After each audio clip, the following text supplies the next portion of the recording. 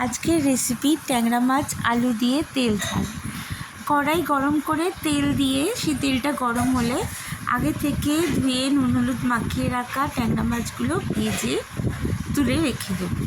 এবার কড়াইয়ে আরেকটু তেল দিয়ে সামান্য কালো জিরে ফোড়ন দিয়ে কেটে রাখা পেঁয়াজ দিয়ে ভাজতে দেব।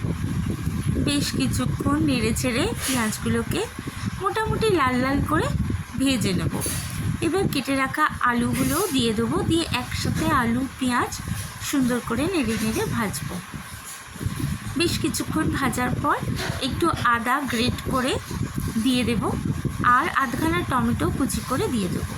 সামান্য জল দিয়ে তাতে হলুদ, নুন, 2-4টে কাঁচা লঙ্কা চেরা, একটু লঙ্কার গুঁড়ো দিয়ে মশলাটা কষতে থাকবো।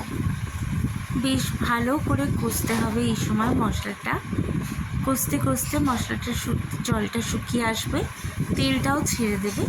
সেই সময় একটু উষ্ণ উষ্ণ গরম জল দিয়ে দেবো, দিয়ে ঝোলটা ফুটতে দেবো। ঝোলটা ফুটে গেলে ভেজে রাখা মাছগুলো দিয়ে দেব এবং ভালো করে ঝোলটা টকবক করে এই সময় ফুটবে। ফুটে আলু সেদ্ধ হয়ে গেলে এবং ঝোলটা একটু কমে গেলে ওপর দিয়ে ধনেপাতা কুচি ছড়িয়ে আমি মাছের ঝোলটা নামিয়ে নেব।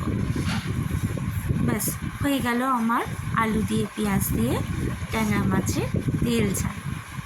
কেমন হলো জানাবেন।